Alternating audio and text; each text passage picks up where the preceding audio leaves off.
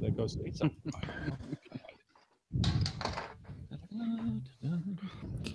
It's like, and if there are any flat earthers out there listening to our podcast, why are you listening to our podcast? That's right. Yeah, well, they don't believe in satellites. Get out there and use the sticks to hold them up. Yeah, they actually do not believe in satellites. And I'm like, okay. I'm not even going to get into it because we could do a whole show just for fun on that.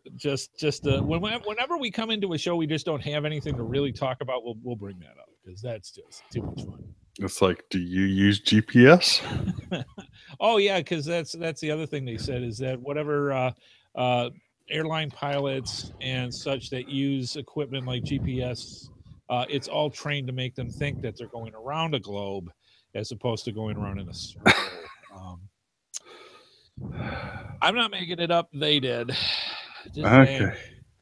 So anyways, okay. I'm going to wait for Scott to come back. But the funny part is, there you are, is when Neil Tyson got a hold of this and he said, look, you can believe in whatever you want. Unless you're making legislature that deals with this stuff. Otherwise, not happening. But he said, this isn't a fault of just having people believe into something like that. They said this is a failure in the education system that somebody can actually go through and actually believe this stuff. Well, anyhow, I could say, I don't mean to go on a tangent, but I could say the same thing about Jesus Christ. So, well, that's very true. Neil would probably send all hate mail to Scott. Oh, yeah. Send all hate mail to me, guys. But if you're a fool, if you believe in that kind of stuff. All right, so let's move on this because we could do 5-hour show on this and not even scratch the surface. All right, good stuff. Let me push the little button here and we will get going because that's just too much. All right, folks. I'm gonna hit record. Yay. Yeah, that helps. That always helps. We appreciate that. Yeah, or start the broadcast. That's also good. That helps too. All right, folks. Sit back, relax, get your favorite libation, your favorite snack. The Geocaching Podcast is coming at you right about now. You want to know how to find it. Seek it out when they hide it. You know it's in the bag when it's an easy grab. But come on, take a chance now. So go, geocache. And if you need help, we're right there in a flash. If you got a question, just call in and ask. Uncover the stash. On the Geocaching Podcast. The Geocaching Podcast. Welcome to the Geocaching Podcast, episode 511, recorded live on September 13th, 2017. I'm your host, Headhardhat with Scott Burks, Taz427, and Info Ferret. You can join our chat room and watch our live video stream, plus participate with us as we record this episode. All this and more can be found at www.geocachingpodcast.com/live. Be sure to contact us via our voicemail line at 630-31-VOICE. Also find us on Twitter at geocachingpodcast.com/Twitter and Facebook at geocachingpodcast.com/Facebook. This episode is sponsored by our good patrons of the Geocaching Podcast. To become a contributing patron, simply click on our Patreon logo on our webpage to help keep our podcast going. From all of us at the Geocaching Podcast, we thank you. You know, out of the 18 million times that I've said that, you know, sometimes you take your eyes off the print and try to go back and then can't find it. Well, that's what happens sometimes, just saying. But it's not like I haven't got it memorized after all these years. So anyways, yeah, lots of stuff going on. We have danced around, did the jig, sacrificed a couple live chickens. No chickens were really hurt in the process of trying to keep from Hurricane Irma, but it wiped. She didn't come up the East Coast like they originally thought. Yeah, I saw that. I saw North Carolina was in line. I'm like, oh, no. Oh, yeah. It was supposed to go right up I-40 and just like a couple other bad ones. That. It's like, yeah, and Andy's like, okay. Normally, I don't really care when a hurricane comes through. We're getting the stuff. So we got like 4 cases of water. We got 2 lanterns. We got a bunch of batteries. All that came through, and Irma did a left hook. And, yeah, she sure did. That way.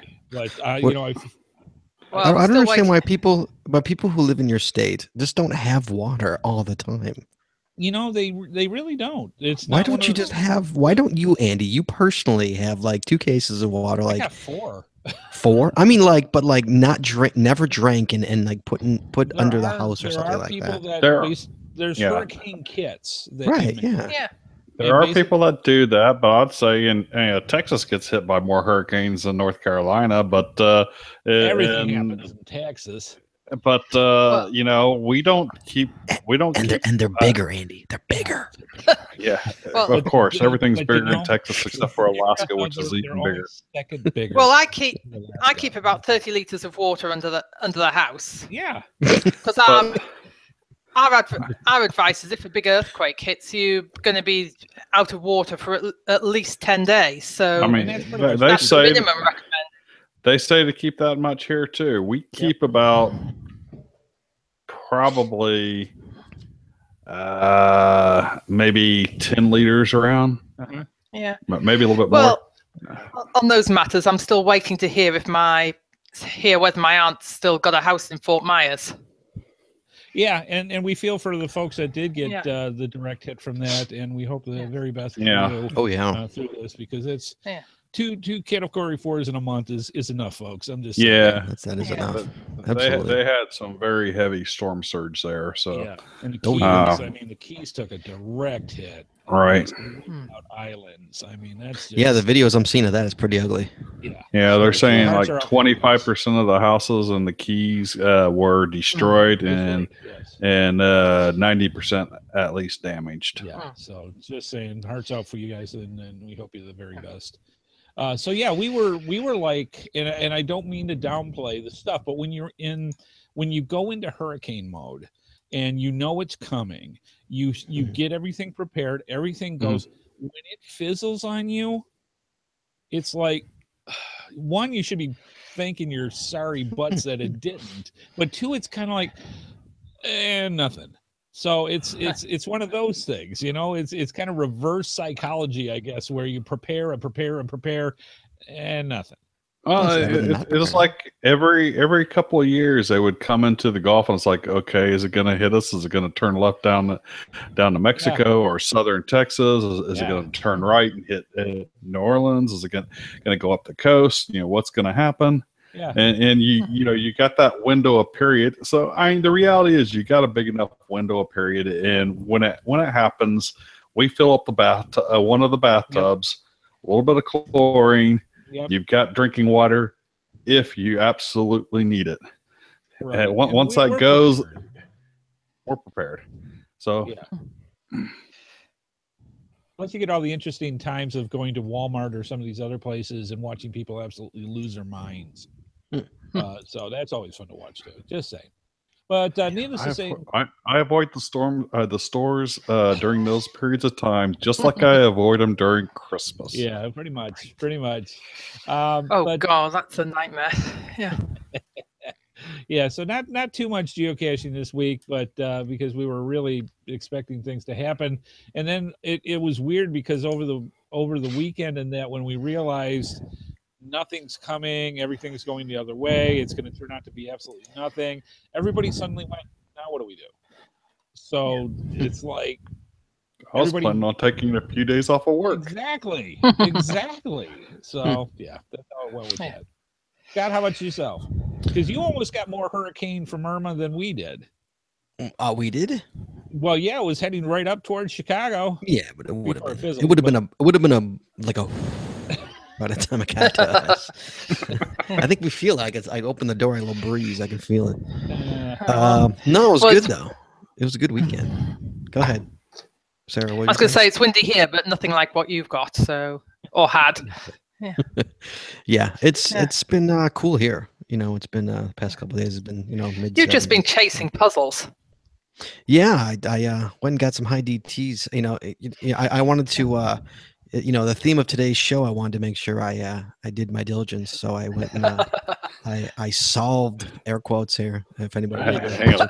Yes, solved okay. the puzzles, and we went and got them over the How weekend. is shorty knits? It wasn't even her. No, it wasn't even that. I'd say she solved them, but I'd be lying again. So and then the 5.5, the 5.5 FTF I got last weekend. Excellent. By a that log was- post. Again, air quotes 5, because like my buddy's the one who walked over to the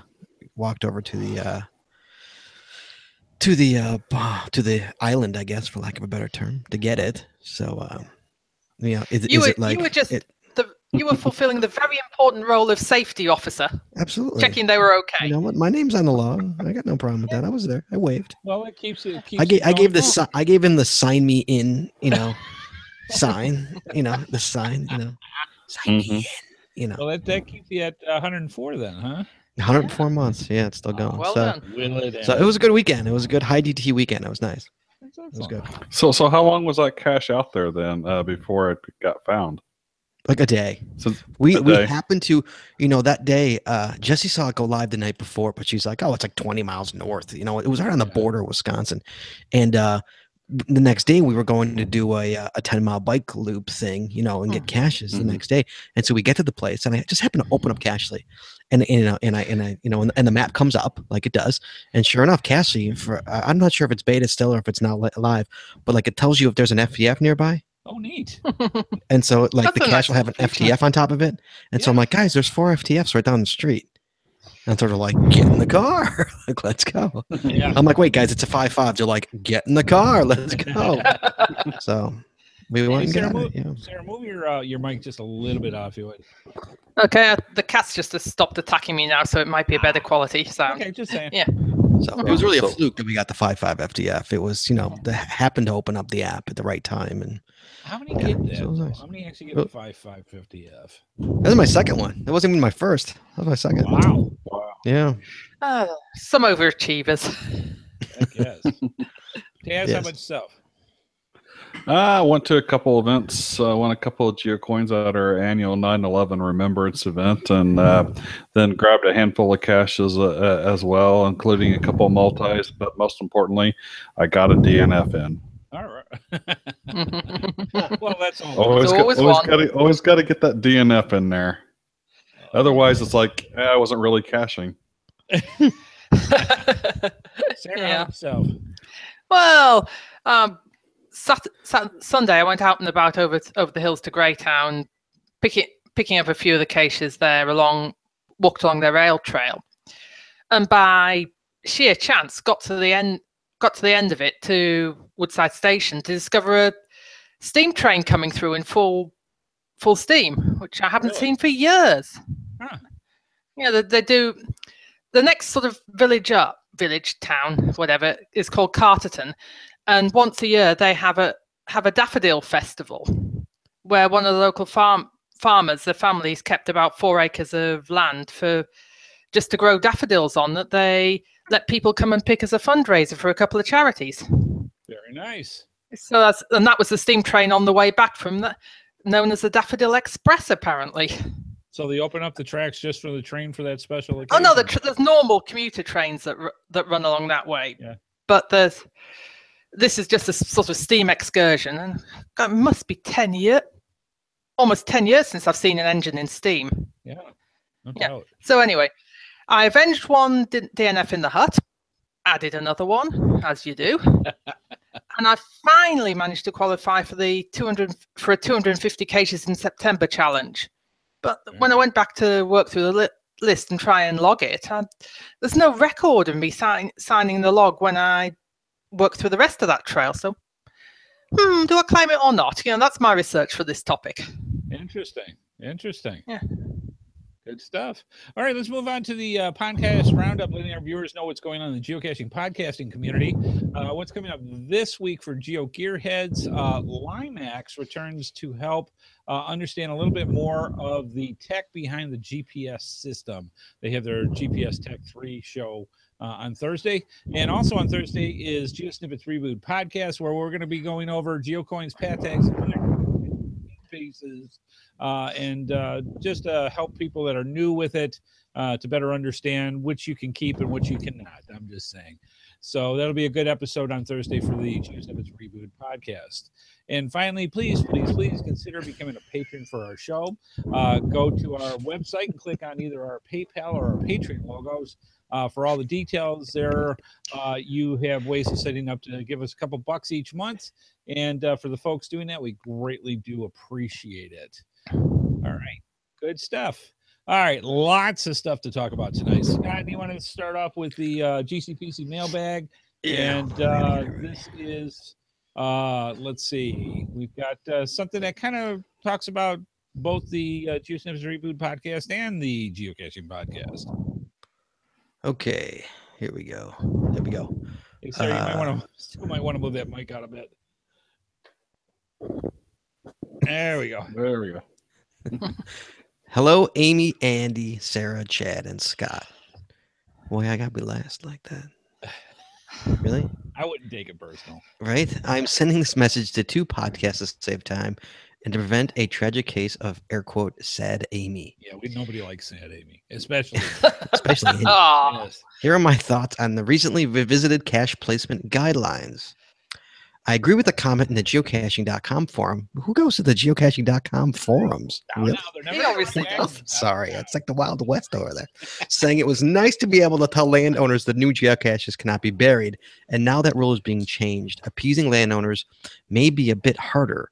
The main fear seems to be that a new geocacher might forget that only certain caches, such as Mingo, are buried and start digging in a sensitive area. And we'll have a link to the. I got a link here from the forum. I didn't even want to go in there. Have any of you heard of a large push from the geocaching community to allow caches to be buried? I didn't hear anything. Did you guys? There's always a large push for anything that is against the rules. I mean, why would you want to bury one? That just doesn't even make sense.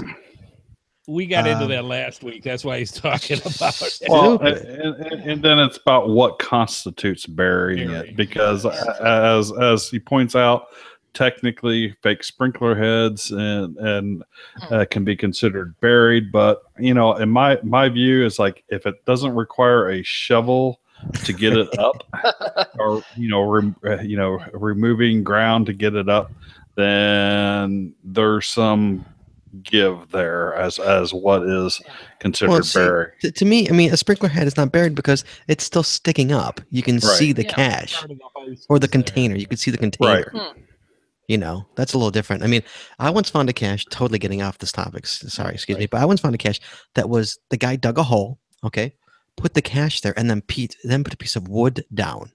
Mm-hmm. So and this was in a really tree area, like a woodsy area. So, I mean, I must have stepped on it 10,000 times looking for this goddamn cache. But finally, I'm like, this wood looks weird. Lifted it up and sure off, there it was. So is that technically buried? He used a shovel to put it in? He dug a hole. He put it in a hole, but then he didn't cover it up. He just covered it up with a piece of wood. Yeah. And that's that gray area. That's a very gray area. That's great. Yeah. But I find that acceptable. But if you put land on top of it, that's unacceptable. If I need a beep beep beep beep, if I need a whatchamacallit to searching for caches, a freaking metal detector. If I get a metal detector out, which I was literally ready to do this weekend with the goddamn micros and the goddamn pine trees. I'm like, I need an effing metal detector. That's what I need for these stupid, bison in a pine tree. Give me a metal detector for this thing. Okay, back to this thing. Sorry. A person in the GSRE boot chat room. What the hell is that? That's my show. Oh, that's thanks, Scott. GS Reboot. I said GSRE boot. Geosnippets Reboot podcast universe. I said boot. Okay, in the Geosnippets Reboot podcast chat room, pointed out that fake sprinklers are partially buried. See, there you go. And placing what's not break ground. Partially? I completely agree. What? Partially? What? So you mock my accent, I'm going to mock yours. Oh, well, partially. Automatically. Partially. It is. Partially. What's it supposed to be? Partially. That's what I say. Sort of. Partially. Don't get the Chicagoans after you. I'm just saying. The banning of events in or near transportation centers seems overly restrictive to me. Both InfoFerret and at least one commenter in the geocaching.com forums have described locations near a transit center where a gathering of people should not disrupt the transit center. That's a lot of transit centers right there. Yeah. Hopefully, geocaching.com will change the ban to a rule along the lines of if an event is being held near a transit center, then a note to the reviewer must describe why a gathering at the desired area should not disrupt the transit center. Okay. All right. That's reasonable, and I think we all agreed last week about I think a couple of us at least have held events at or near transit centers, and we didn't. I've ever been to one. I don't think so. Huh. No, wait. Do you consider a an off ramp like a in Illinois? I don't know if you guys have this. We have how you can get like a rest stop, Mm-hmm. But our rest stops are over you get off, like you turn off and then it's over the highway and it's inside. Yes. You ever seen those before? Yeah, the rest areas are and there's literally restaurants in there and stuff like that, and you can hang out. Station. Yeah. What? That would have been. I think that would have fell within those guidelines. Is that considered a transit center? Yeah, I think that would fall under there. It could do. Because I mean, there's ones like that there all the time. Twice. They're talking airports, bus station, cruise terminals. All kinds of different things that could be there, and I think that would fall underneath that category. I think it would, yeah. Which is a shame. Those type of rest areas, they're usually large. There's a bunch of areas for parking. There's a ton of stuff. Right. To go by them. Yeah. It should be interesting how stuff like this goes. I personally think they may have opened a can of worms on several of the new guidelines and be sure to check out last episode 511 and of the GCPC and listen to our discussion because we touched a lot of this last week. You shouldn't be touching anything, Andy. Well, Geocaching.com created a forum page for discussing these changes. I love when I can make Taz facepalm.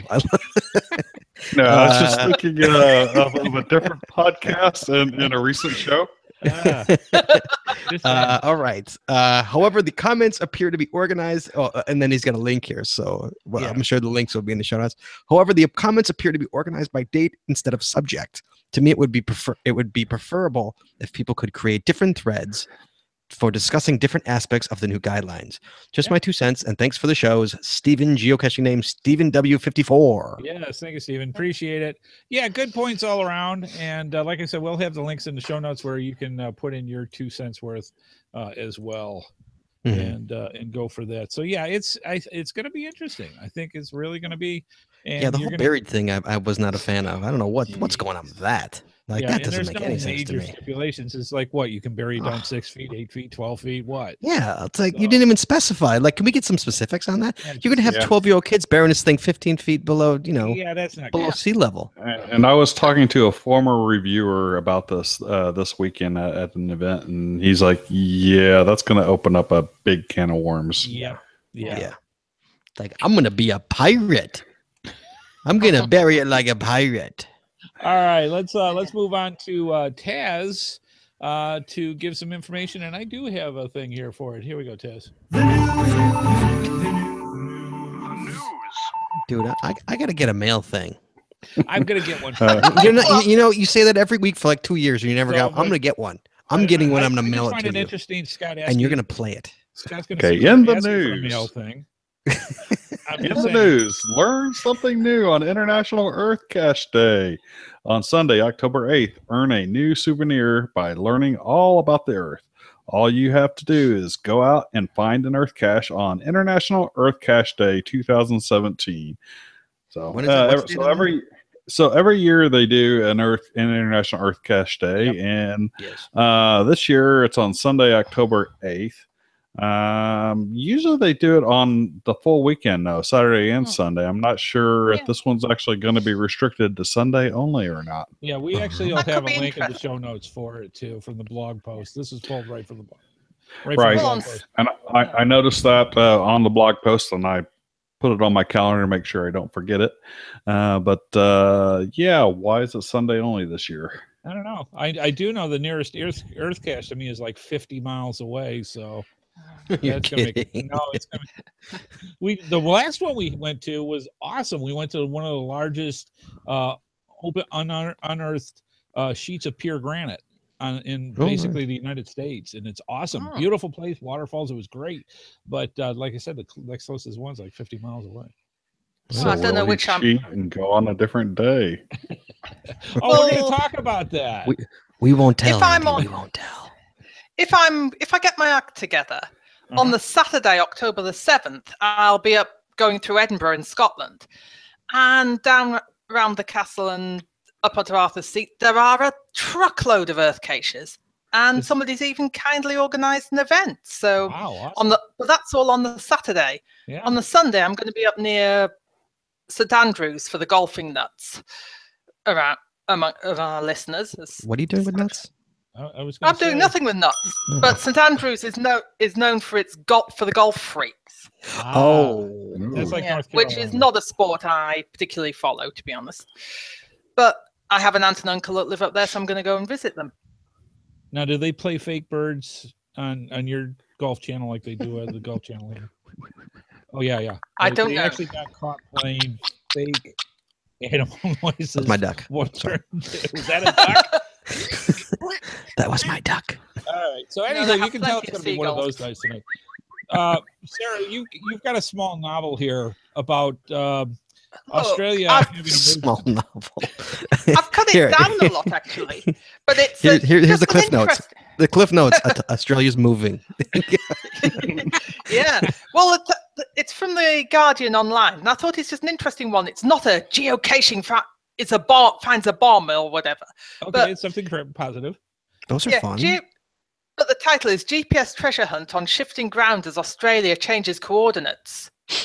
But apparently, they're going to change the datum that Geoscience Australia, overseen by Geoscience Australia over the next 2 years, because shifting everything about 1.8 meters, which gives me a whole new excuse for DNFs. I'm sorry, we're in America. How many feet are in a meter? 3? 3.4. And a meter is 3'6". Yeah. So I'm 3 foot something. I'm 5'1" and not a lot, so I'm just over 1.5 meters tall. Okay, so how much? So what's it moving now? Like 1.8 meters. So yeah, like well, 5 it's sort of feet. like a leap year catches up on the orbit around the sun. But to go back to the flat Earth conversation earlier, No. I mean, that's okay. I mean, 5 feet's nothing. That's like, I mean, usually it's give or take 5 feet. I give or take 16 feet usually is around that. I mean, it's got some good quotes in it. I like the thing of when the numbers on your screen say you're about 10 meters away, which is say 36 feet, you generally put this thing away in your pocket and you start looking around and you rely on your own experience and intuition to get that DNF. I wait till it says 0. Yeah. Well, you might. 0. Depends how good the placer was.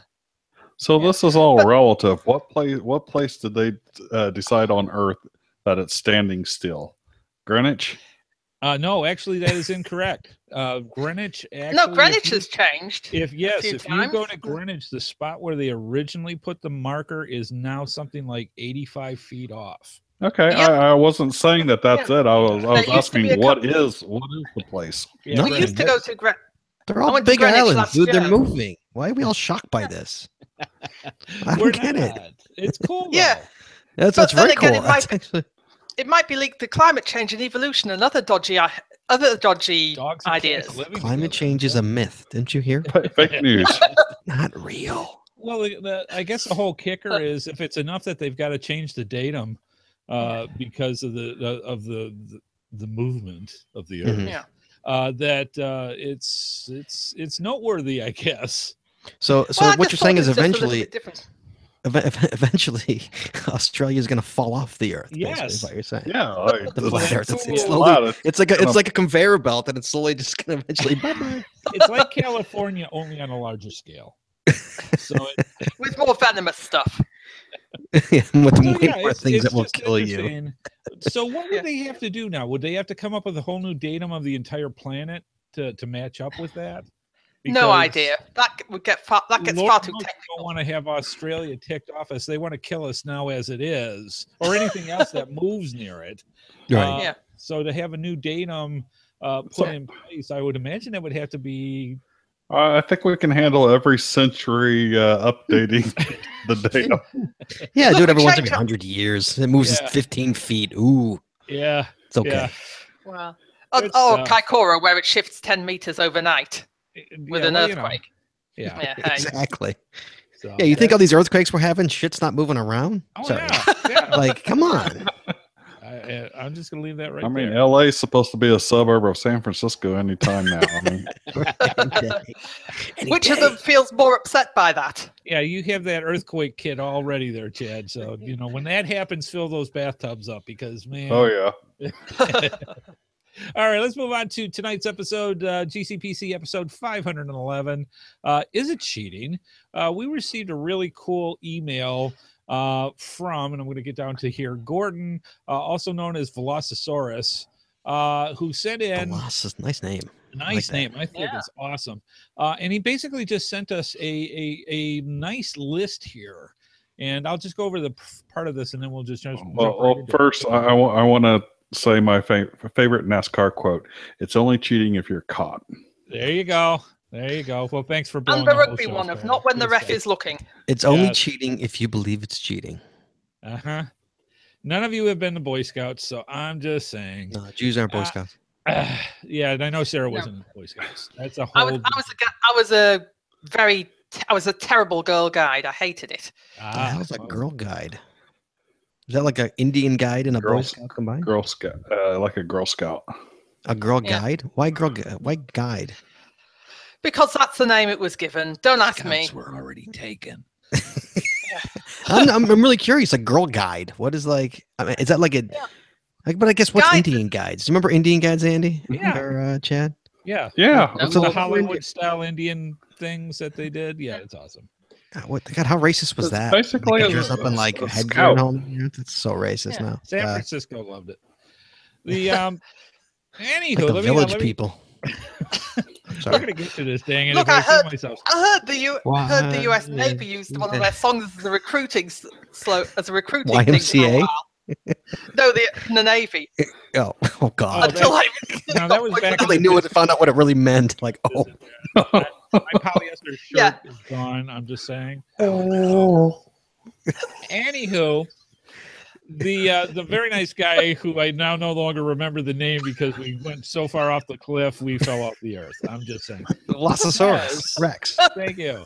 Yeah. Hi, all. Thanks for all the information and entertaining podcast, which I've listened to for some time now. Since I own 2 challenge caches, I have had to consider what to do about cheats who claim to qualify for these caches. This has led me to widen my thoughts of other forms of cheating. There are in our favorite games. So for the purpose of discussion only, I have come up with the following, and you asked us to talk about it. I'm just so anything past this point, I take all claimers off. Okay, So hold we'll on. just- Before we get to this list, everybody has to admit whether or not they've done it or not. On Done each it? individual items here, Yes, or on each or individual. some form of cheating at all. No, on each 1, individual 2, item 3, and that you've 7. done. I know I've Wait till cheated they to get come. a souvenir. Yeah, guilty as charged. We've So, got ahead. but it was a pirate souvenir, so I mean, it was Anyway. like, yeah. Shall I start reading? Being the Boy Go ahead. Scout, I'm Go just for it. saying. Do He you doesn't log your cheat. finds with the actual date you found them? Some geocachers don't log their finds immediately, nor should they have to, unless perhaps there are issues with the cache that need to be brought to the CO's notice. Some will log their finds at a later date and use the current date as a found date. Is this a problem? Well, if this affects a caching streak or is used to complete the calendar grid, some geocachers have deliberately predated and post-dated some of their finds to complete their calendar grid or to complete a streak. There you go. Is it Discuss. cheating? I will Okay. I will Yeah. admit to have Ah, checked out whether I solve whether I qualify for challenges on a date where I need to fill in the square. Yeah, Uh-huh.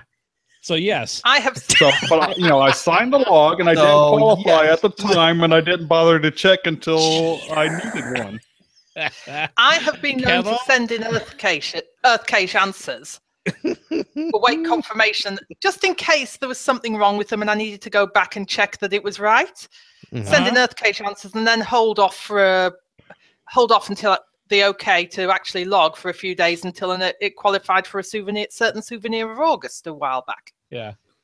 See, for me, I've had it where I've logged them a few days later and forgot to put the correct date in, but it never was like going to affect anything. It was just, you didn't purposely do it. Yeah, I didn't purposely do it. I just, oh shoot, I just did, these 10 caches and I don't think I've ever I mean, I log on the fly and I don't date my logs. So like, I don't think I've ever purposely redated something. I don't, I think I've actually I've actually dated something wrong and then I've gone back and changed it. Yeah. I've done that. Oh, I've done that. If you had a situation like Sarah, where she's got all these beautiful, wonderful Earth caches the day before the souvenir comes in. Yeah, I'm trying to think if I've ever done that, but like, see, Sarah, what that goes is, does that mean that you have to log it on the day of you actually finding the geocache? Yeah, you just wait a day. Yeah, you wait a day and look the next when day. You cross the date. Well, I just wanted to make sure that I've got the answer. Sorry, I just wanted to make sure I got the answers right. Yeah, so when you found it on this particular day, but you went back across the date line to go back home and then log it, is that still cheating? Hang on. Have you ever been denied? Have you ever been denied an Earth cache for having getting a wrong answer? You can't. No, they can't do that. It's come very close. Really? On a couple of, I've BS'd so many of my answers over the years, and they're like, "Nope, you were wrong on everything." I'm like, "Thank you." Yeah. Another one we have on that, and it's to do with time zones. If I find a cache, say in 5 minutes' time, and I log it online, what's the date now for you? Today's the 13th. Oh, for us right now, today's the 13th. Well, for me, it's now the 14th. See? So if I log it now online, it would come up on your time. Oh, if I log it using my smartphone, it'll come up with the smartphone time and the 14th. Wow, creepy. Really? See? Yeah. Well, she's into that space-time continuum stuff. So she could totally cheat the system with 2 days. You can do a streak in like a day. Just every day. I wish I'd thought of that. Yeah, you can streak like crazy. No, you don't. You can do a week in like 3 days. Wow. All right, let's move on to the second one. Let's see. DT cheats. If you can't solve a puzzle and someone shares the final coordinates with you, Scott, I don't know what you're talking about, dude. If somebody else Fifth Amendment a cliff to reach a cache and adds don't use words that I don't know.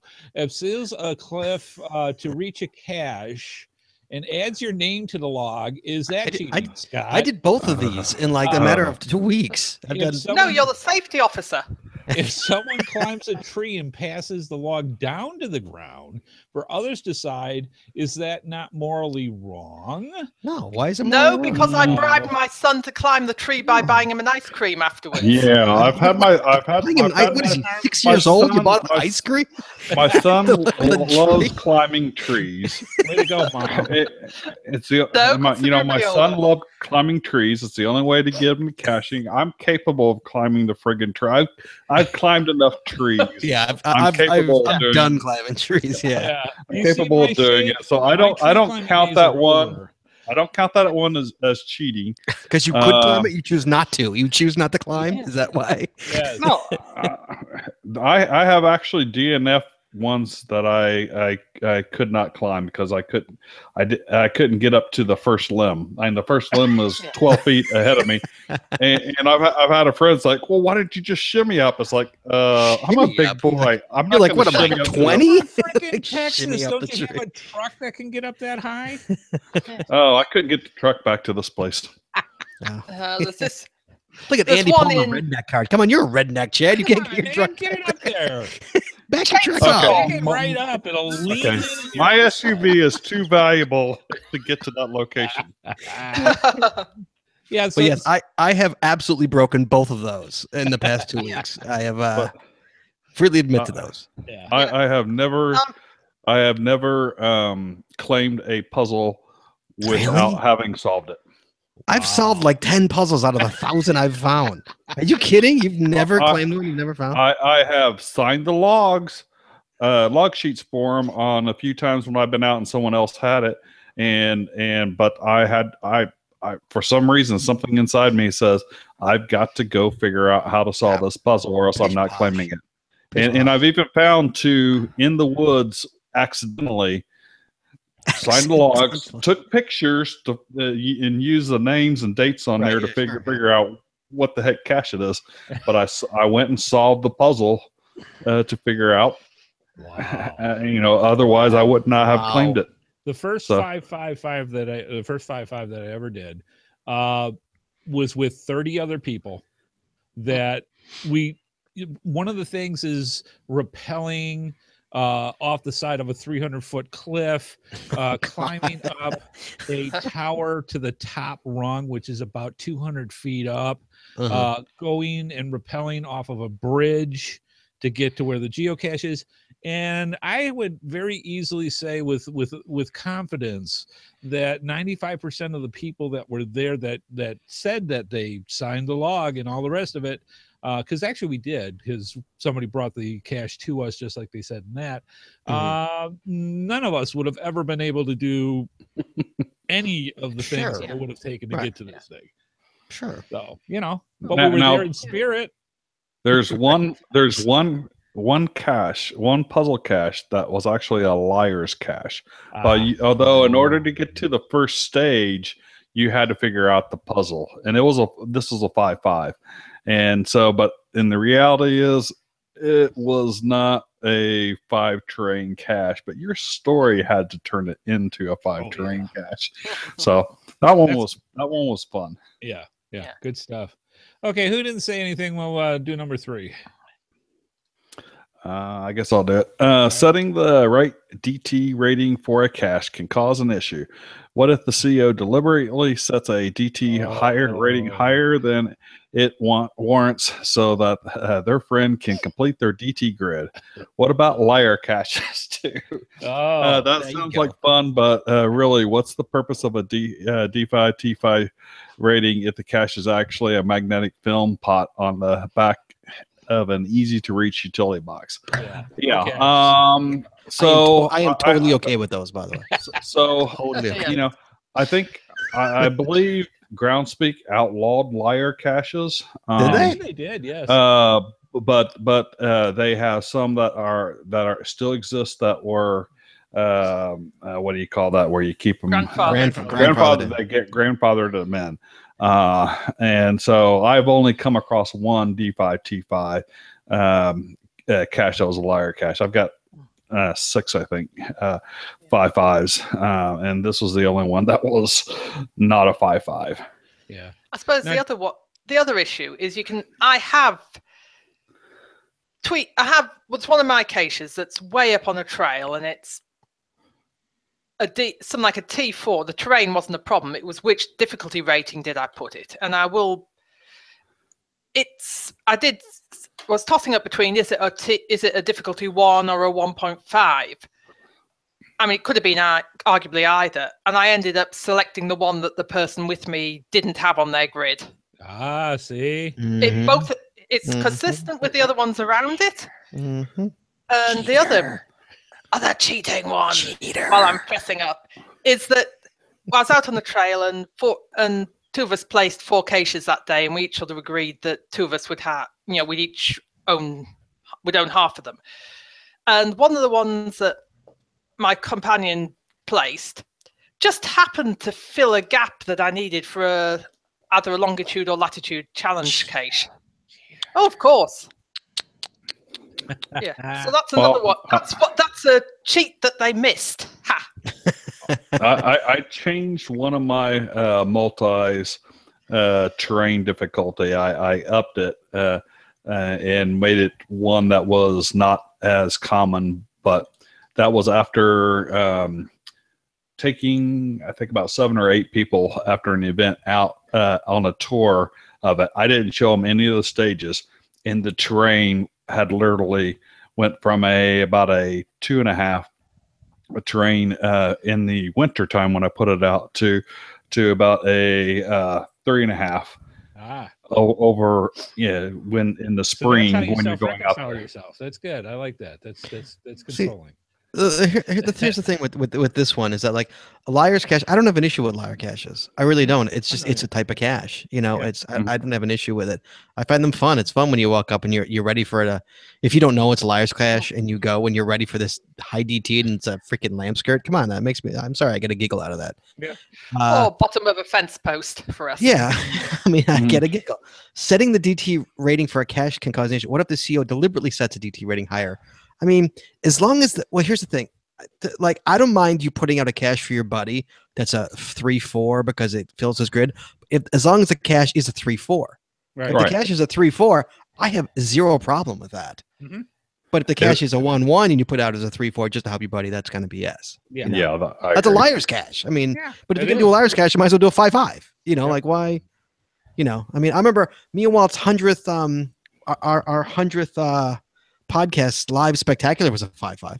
Mm-hmm. Okay, let me ask you this: an event that is a 1-5 event and requires you to either take a tram up to the top of the peak or about a death-defying 10-mile hike that's almost vertical. Do you think that terrain that DT is correct? Was it a 5-1? What was it? It was a 1-5. A 1-5. Yeah, I consider that. Yeah, I can see that. You're gonna need because I had an event that was a 1-5. And it filled in a grid spot for me. It was on top of Mount Rendezvous. But me and Walt just did a 5-5 event just to be a-holes. I mean, we just did it because it's funny. There you go. Eye of the beholder. The next one's pretty good too. Pre-advising a friend of a new cache, Scott, placement so that they can claim the first to find. That's not a first to find. That's a. Mm-hmm. No, that's your first to find, but you're an honorary first to find. You're not a first to find. Yes. We do that for whenever you put out a commemorative cache of somebody. You let them get it first, and then you open it to the public. Right. They're a commemorative FTF, but they're not the real FTF. Correct. Yep. So yeah, anything other than that's kind of BS. Yeah, the ones I've been at when I've been there when it's placed, I tend to stick a note on the cache page saying, "I was there. You'll see my squiggle on the log, but the FTF is still up for grabs." Yep. And then only log it as a find after that's gone. Yeah, because my cache in Brazil, the 3 people that were there with me, I let them sign it below the FTF and reserve the FTF for the next person to find it, and they didn't log it until after someone had found it. Yep. So the way that it works out here in Chicago, we have you're the beta. And usually you send the bottom of it. You send the bottom of the log instead of the top. Right. And then you do not log it until the FTF logs it. Right. Exactly. That's the beta too. Yep. That's it. That's I have no problem with that. I mean, no, not at all. Yep. All right. Somebody grab number 5. I got it. I haven't read anything yet. Where a CO lies when submitting the final coordinates of a multi-cache because it was physically too close to another cache. Shit, I've done this. The reviewers are unlikely to visit the location to check that the answers to the stages actually work out to the given final coordinates. Ouch. I've totally done this. I have totally done this.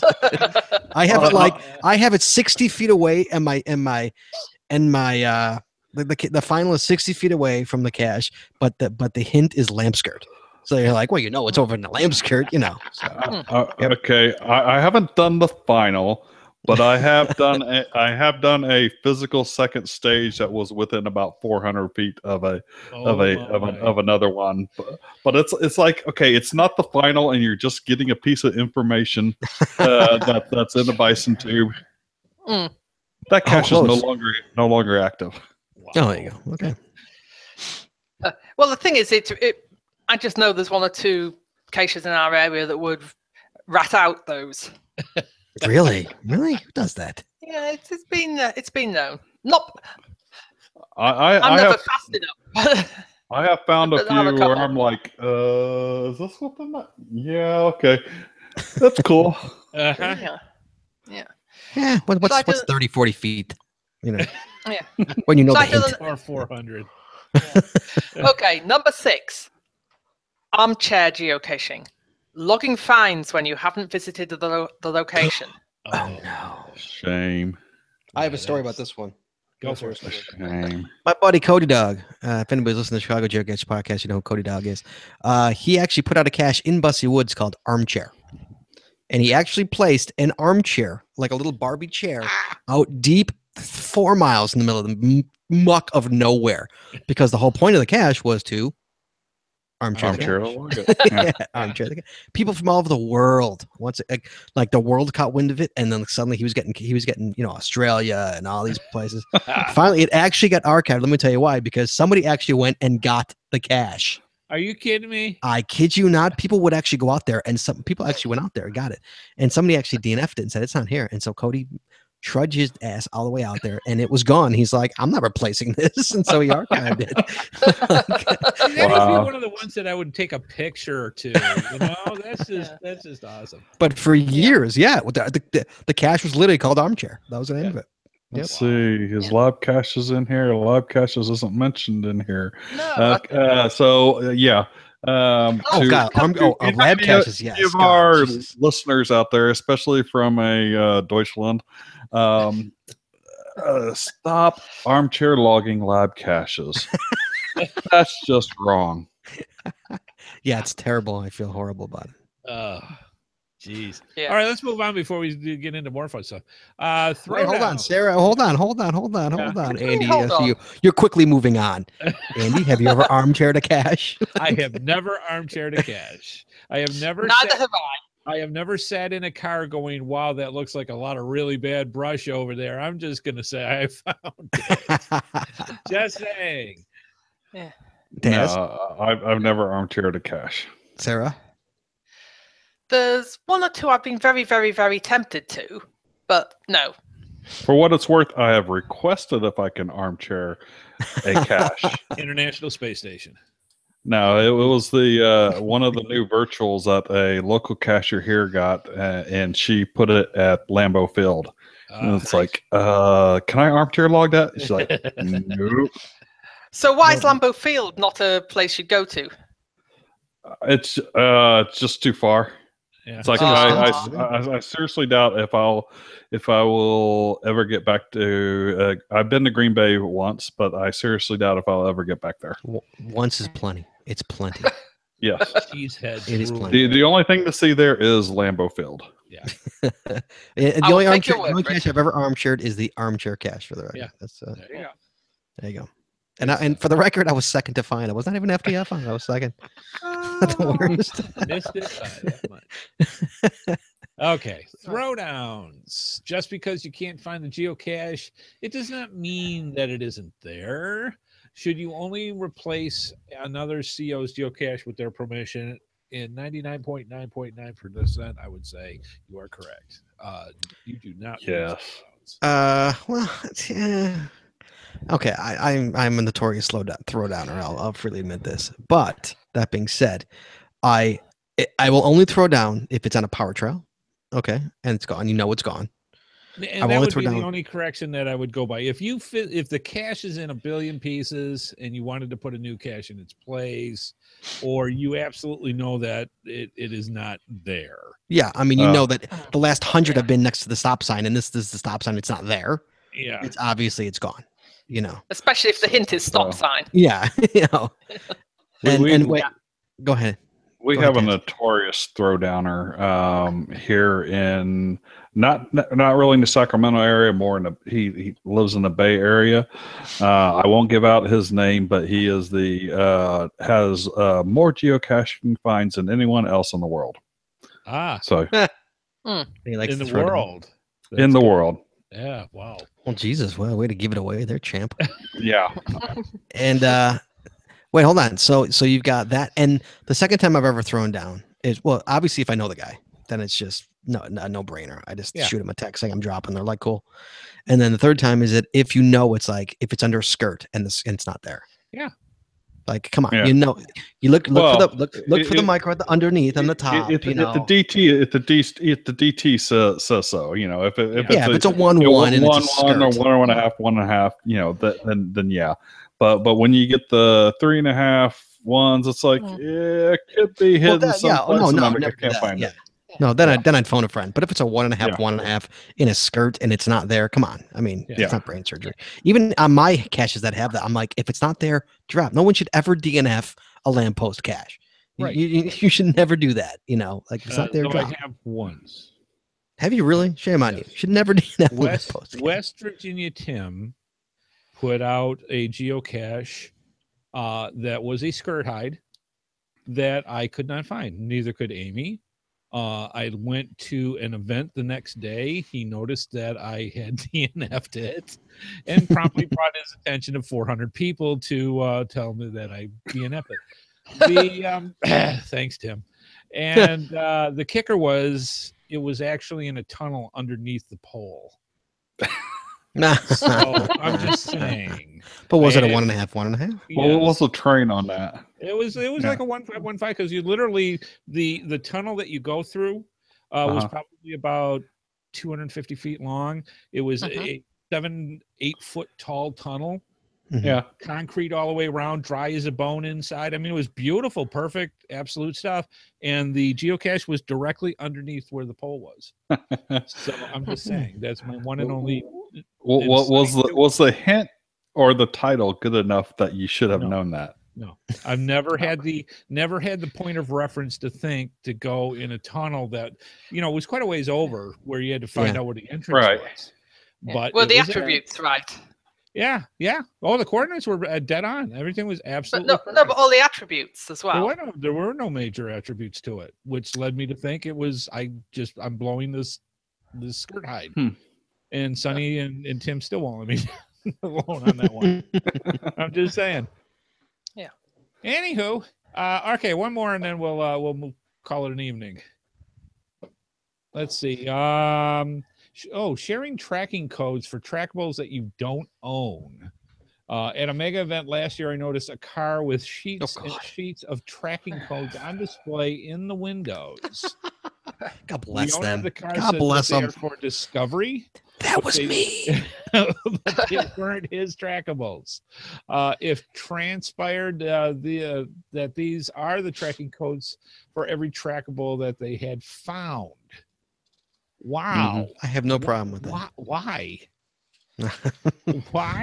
Why? I've gotten more lists on those things. Oh my God, I can't even tell you how many lists I've gotten. I find it annoying because I got some that are on there, and then all of a sudden, and they're in my possession. I haven't taken them out for years, and then all of a sudden, a mega or giga event over in Germany goes off, and I get bing, bing, bing, bing, Really? bing, bing.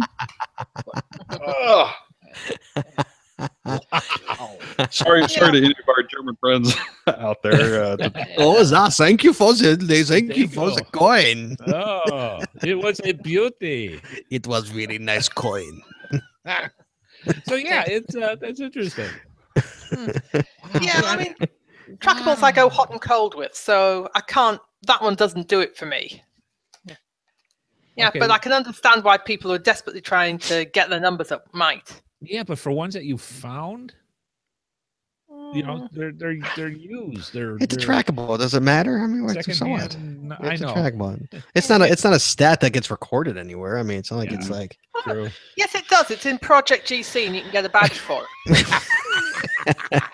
Well, if you you're millennials that need a sad. badge, then I guess okay. Millennials need their badges. So Yeah. All right. This Yes. this other one. I know I was going to say one more, but I just read it and thought it's interesting. Attending an event by telephone. well, they know this day of Skype. I mean, come Can on. you It's like, really be Well, come on, what are we attending doing an now? event? I'm sorry. I know some people that have attended mega events via. no, you don't telephone. do I'm that. like, That's no, no. it doesn't No, count. that is Doesn't so- count in my book. I have And never done that for the record. I've been offered to attend an event Really? via telephone. It I was have done similar. Yes. Barney Smith's toilet seat museum in Oh, San yeah, sure. Antonio. And I'm like, there's an event being held there. It's like, Yeah, no, I appreciate the offer, but I'm not gonna do it. Well, if that's the case, you can log every cache I've ever periscoped. You know, I mean, Yeah, Well, Go I've ahead, done log it. classes sign my with name. schools. Well, I don't know. You could almost argue that if it's a video call and you phone somebody who's at the event, they can pass the phone around. Other people can chat to you. right. Right, So but technically, you I'm can't be attending. there. Technically, I'm attending September 14th. Technically. Yeah, I'm attending So- September 14th. You're in two places and two time zones Yeah. at once. Yeah. Wow, that. Yeah. that's scary. Log me in, Sarah. Yeah. So we I actually would. have- Sorry, but I can't do it in. Somebody else is going to have to set it up for a fortnight's time, and we can do it then. Can we get it past the reviewers? Wow.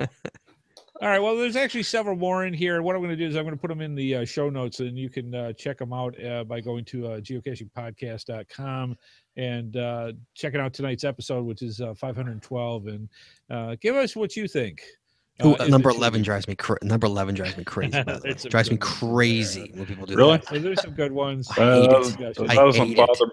Number 10 bothers me. Number 11 doesn't. Oh, 11 bothers. I've had a couple get to like in different states get caches Yeah. like the same time. Same time. So Mm. Like I'm please not- don't cache at the I'm same not- time. If you're not going to be together, don't cache at the same time.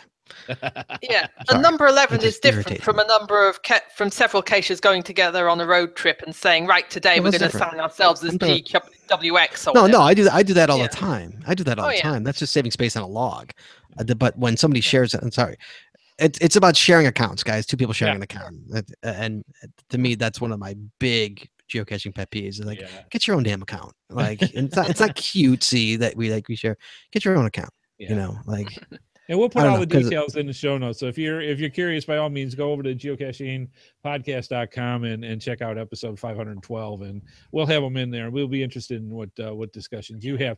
So I knew this was going to be a good one, and Scott had to be here for that because this was just too good. He provides so many examples. right? What are you trying to say, Andy? Nothing, Scott. So, yeah. Cheaters. Want to thank Taz and Sarah and Scott for all the things that they do, and I want to thank you fine folks for stepping on by for Geocaching Podcast. All right, let's wrap this up because otherwise this could go on forever. And thank you to the listener. That was a great list, by the way. Absolutely. Oh, yeah, Fantastic. great list. Excellent stuff. Yeah. All right, and if you want to send in stuff, please send it to Headhardhat at geocachingpodcast.com. We appreciate it. All right. Come on, if you don't give us the topics, we've got to think them up ourselves. I'm sure you can do far better ones than we can. Yeah, and after We're 500 in. 512 episodes, We're I'm out of just saying. topics. Let's do this.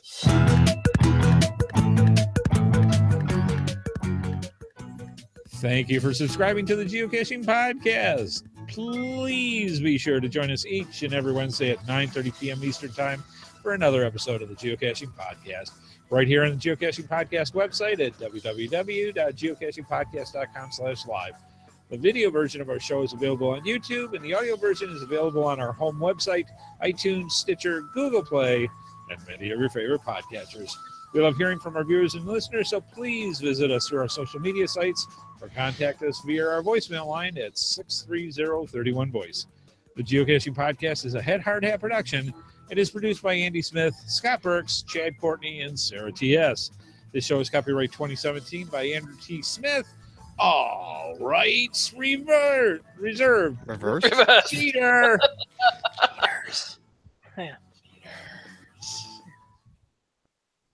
And clear.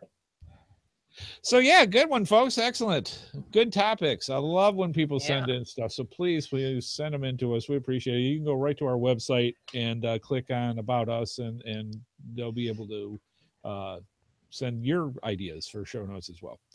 All right, good stuff. Have a good one. Have a safe one. And we'll see you fine folks next week on the Geocaching Podcast. Bye-bye, folks.